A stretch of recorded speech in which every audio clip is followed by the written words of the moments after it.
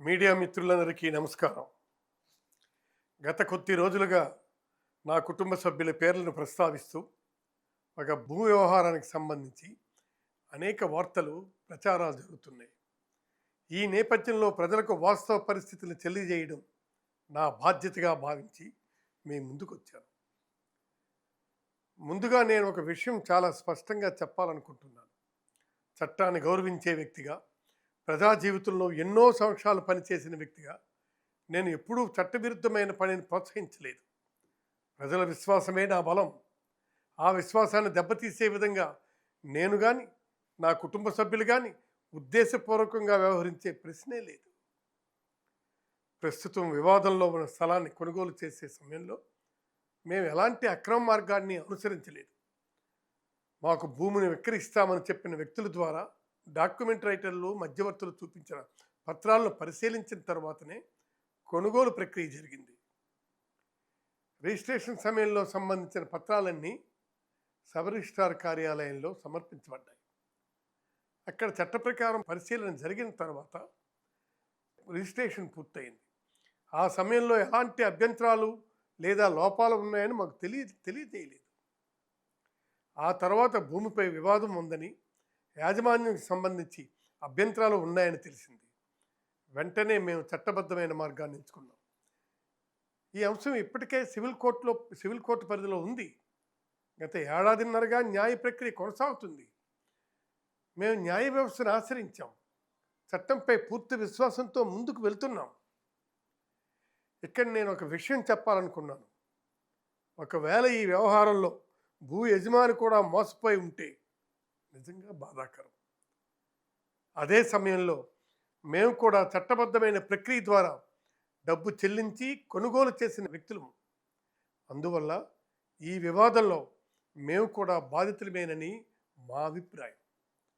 Civil కోర్టులో ఇప్పటికే విచారణ జరుగుతున్న సమయంలో ఇప్పుడు క్రిమినల్ కేసు నమోదు కావడం మాకు ఆశ్చర్యం కలిగించింది. ఈ అంశంపై మా న్యాయవాదులు చట్టపరంగా తమ వాదనలు వినిపిస్తారు. న్యాయస్థానమే వాస్తవాలు నిర్ధారిస్తుంది. ఈ కేసుల గురించి ఎలాంటి దర్యాప్తు జరిగినా మేము పూర్తిగా సహకరిస్తాం. చట్టం ముందు హాజరవుతాం. అవసరమైన ప్రతి పత్రాన్ని సమర్పిస్తాం. నిజం ఎప్పటికైనా బట్టబయలవుతుంది, బయటపడుతుంది. నమ్మకం మాకుంది.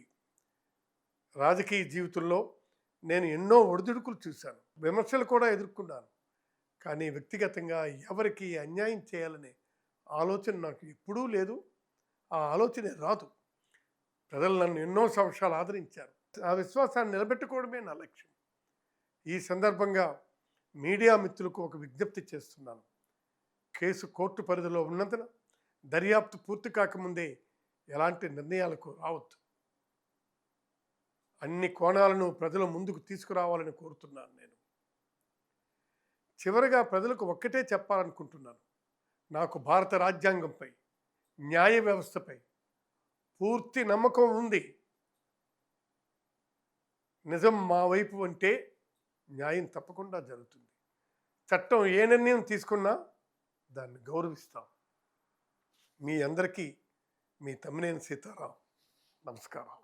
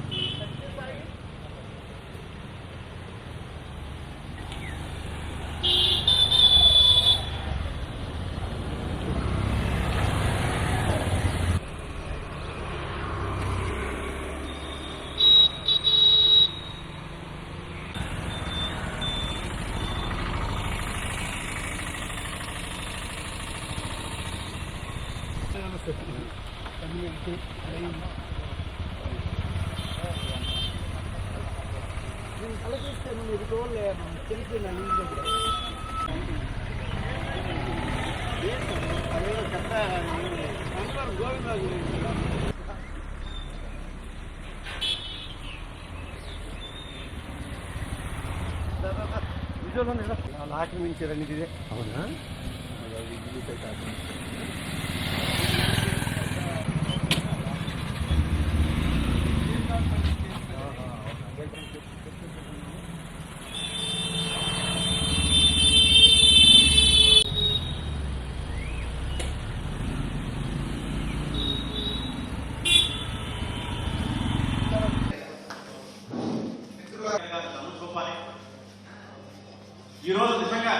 శ్రీకాకుళంలో ఒక కొత్త వరవడి. మొత్తం కుటుంబ సమేతంగా వచ్చారంటే నేను మీ కుటుంబ సభ్యుడినే, నేను మీలో ఒకనే. నిజంగా ఫ్యామిలీతో రావడం అనేది చాలా మంది చుట్టూ తిరిగాం. రండి రండి. ధన్యవాదాలు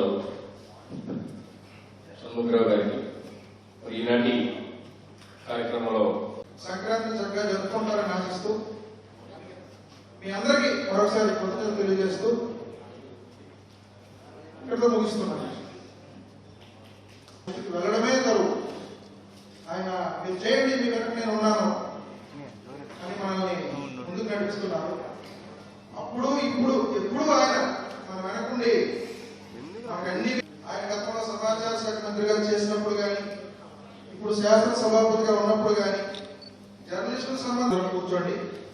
ఒక హాఫ్ అన్ అవర్లో మన కార్యక్రమం పూర్తి చేద్దాం.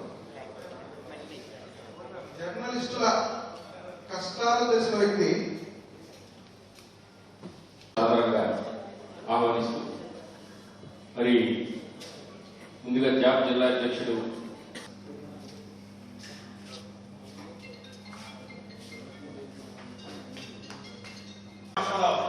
బిజినెస్ బాండ్ ఇద్దామని చెప్పాము.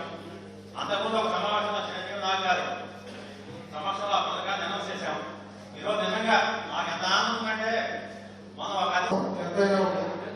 ఇక మనం రాష్ట్ర మహాసభ జరుపుతున్నప్పుడు ఇన్సూరెన్స్ కోసం మిత్రులు ఏపీ సేవా సంఘాల అధ్యక్షులు సుధాకర్ గారు మేడం గారు రిక్వెస్ట్ కూడా ఒకటే, ఏ విషయం ఏదైనా ఉంటే మనం ఒక వివరణ తీసుకోవడం అనేది పాత్రికేయుడిగా మన ధర్మం. ఏ వార్త రాయని అది ఒకటి చేస్తే ఆ వార్తకి శాంతిగా ఉంటుందని.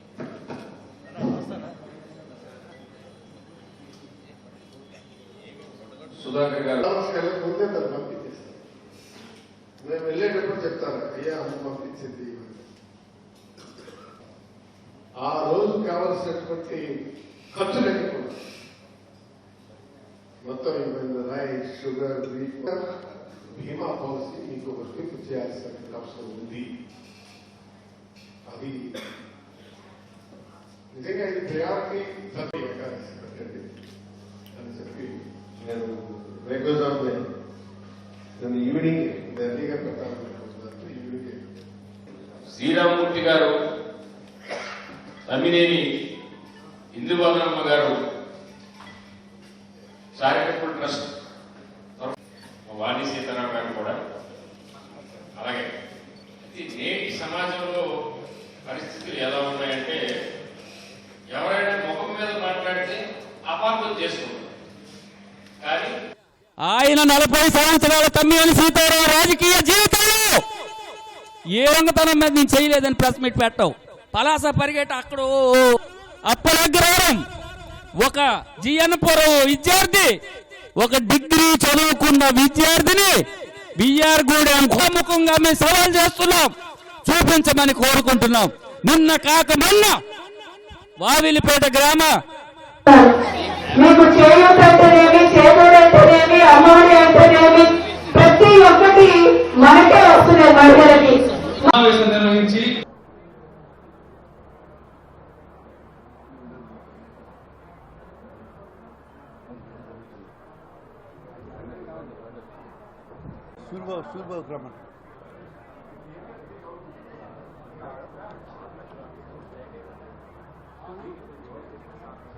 సెంటు భూమి కానీ ఒక కొండను కానీ ఒక ఇచ్చేయడం కూడా తప్పేనట. అదే సమాధానాలు మీరు గ్రీవెన్స్కి వెళ్ళి చెప్పేది. తమ్మినేని సీతారాం నియోజకవర్గం మొత్తం 3000 పెన్షన్లు ఇచ్చారు. కానీ ఇవాళ మన జగన్మోహన్ రెడ్డి గారు కులం లేదు బ్యాంకు వారు అందరూ కూడా మన ఇంటి వరకు వచ్చి కట్టమన్నప్పుడు ప్రతి ఒక్క అక్క చెల్లి సంబంధించినటువంటి ఇప్పుడు చేస్తున్నటువంటి నాయకులు దురాలోచన చేస్తున్నారు. ఆనాటి రాజగోపాల్ దురాలోచన మహోన్నతమైన వ్యక్తి బెడ్డి పోరమన్ గారు. ఆయన విగ్రహాన్ని కూడా జిల్లా పరిషత్ మొదటి సమావేశంలో జిల్లా పరిషత్ సమావేశం డెవలప్మెంట్ యాక్టివిటీతో వెళ్ళడం, ఏదో ఒక ప్రభుత్వ ప్రోగ్రామ్ ఇవి చూసి మళ్ళీ చీఫ్ మినిస్టర్ ఎలక్షన్ వరకు రాలేకపోవచ్చు, రాలేదు కూడా. ఎక్కువ శాతం ఈ నియోజకవర్గంలోనే అన్ని వచ్చాయి. తమ్మినేని సీతారాం గారికి జిల్లా కలెక్టర్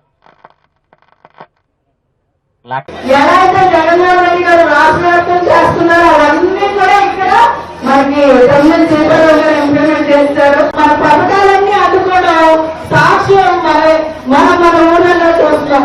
మరి ఏ పాలన మనం ఎంచుకుంటాం? మోసం చేసి ఒక ప్రభుత్వం మహిళలందరికీ ఒక పెద్ద పీట వేసి మనందరికీ కూడా అన్ని పథకాలు ఫీజు రియంబర్స్మెంట్ తీసేస్తాము అని. నేను అధికారంలోకి వస్తే జగనన్న చేదోడు తీసేస్తా. అక్క చెల్లెమ్మల కోసం ఒక ఆలోచన చేసి సరే పేరు చెప్పడానికి ఇష్టపడరు,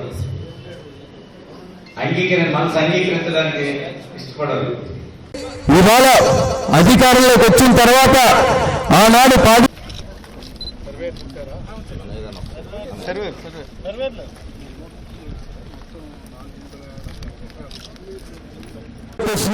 కోరుకుంటా ఉన్నా. అదే విధంగా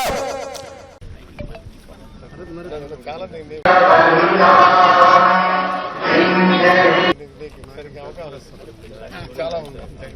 దాని పొడుగులు కదనన్నా అన్న కొంచెం బ్యాక్గ్రౌండ్ తీవలాగా ముందుకెళ్ళి పేరు చేస్తాం. నాకు అర్థం కాదు. ఎవరికి కూడా లీజింగ్ కానీ మనం ఎవరికి ఇవ్వలేదని చెప్పి వీళ్ళకి రిపోర్ట్ ఇదంతా అయితే మేము మాత్రం ఇప్పుడు కూడా రిపోర్ట్ ఆల్రెడీ ఇక్కడ క్రషర్స్ ఎవరెవరు ఇక్కడ సార్ ఇక్కడైతే మనకి ఆథరైజ్డ్ ఎవరు లేవు సార్. ఆల్రెడీ లేకపోతే ఉన్నాయి సార్, అవి ఉన్నాయి సార్. మరి అవి ఎవరు ఉన్నాయి? ఈస్ట్ సార్ అరే గారు చాలా ఉన్నాయి. అర్థమైందా? మీరు మాట చెప్తారు, మీరు ఫిజికల్ చూడండి. ప్లీజ్ ప్లీజ్ మీరు ఫిజికల్ వస్తే మీకు ఫర్దర్ దీనికి what is your action plan to stop all these things?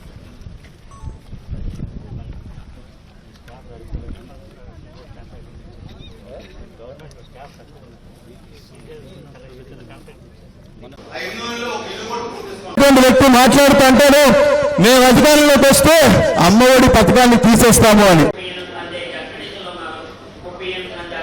మరి ఆ నాళ్ళ నుంచే ఆ రాష్ట్రం నుంచే వచ్చినటువంటి ఉన్నతమైనటువంటి ఐఏఎస్ ఉద్యోగులు ఉన్నటువంటి మన జిల్లా కలెక్టర్ గారు మనందరికీ గర్వకారణం అని చెప్పి మరొకసారి ఈ సందర్భంగా తెలియజేసుకుంటూ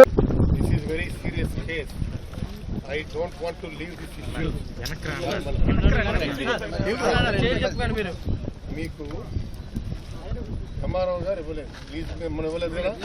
షూర్ పక్కా షూర్ సార్ పక్కా. మీరు పర్మిషన్లు ఇవ్వలేదు. Then how these people illegally నా కృతజ్ఞతలు. మరియు మీడియా ప్రతినిధులకు, ఈ సభను జయప్రదం చేసిన ప్రజలందరికీ కూడా బీసీ సంక్షేమ శాఖ భవిష్యత్ తరాలు అవసరాల గురించి ఆలోచించి చేసినటువంటి వ్యక్తి మహనీయుడైన అటువంటి మరో నాయకుడు మహోన్నత నాయకుడు, జిల్లా చరిత్రలో అన్ని ప్రాంతాలని సమానంగా చూసిన నాయకుడు, విద్య ప్రథమంగా అడుగేసిన నాయకుడు. ప్రకారం ఎలా చేస్తామన్నది తెలియజేయమని పెద్దలు అంతటికీ